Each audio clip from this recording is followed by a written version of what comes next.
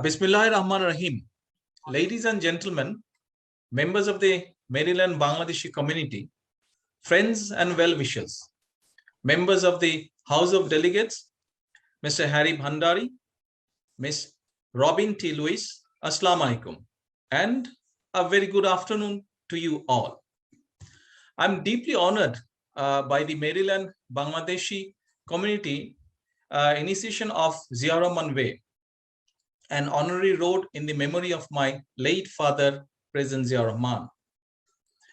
Both I and my family members thank all those who took the time and effort to initiate this gesture, great gesture I must say, and everyone involved in making this possible. My father, late President Zia Rahman, proclaimed Bangladeshi independence with the dream of establishing the political, economic, and civil rights of the people of Bangladesh against the atrocities of West Pakistani authorities at the time, to stand against tyranny, oppression, and discrimination against our people. Late Zia Rahman, with these values in mind, following the inception of Bangladesh as an independent country, later initiated the transition from one-party rule to full-fledged multi-party democracy, allowing the people of a new nation to elect their executive leaders.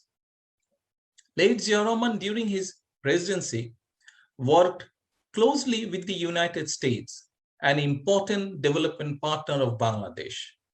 President Zia officially visited the United States at the invitation of President Carter. He was an admirer of the free world and was always supportive of the global interaction and economic integration for peaceful engagement with the nations across the world.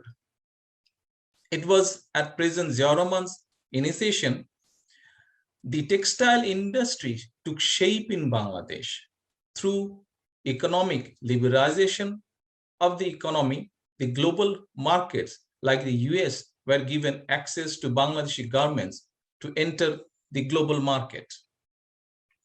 Sadly, Zia Rahman was assassinated in 1981, with it stalling many of the dreams and value he envisioned for the country, but his legacy lives on.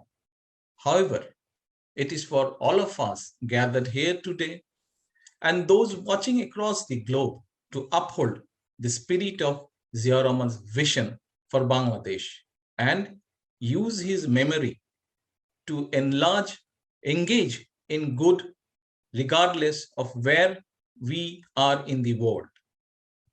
I especially would like to thank Farhana Luna Mohammad Kajol for coordinating this initiative today.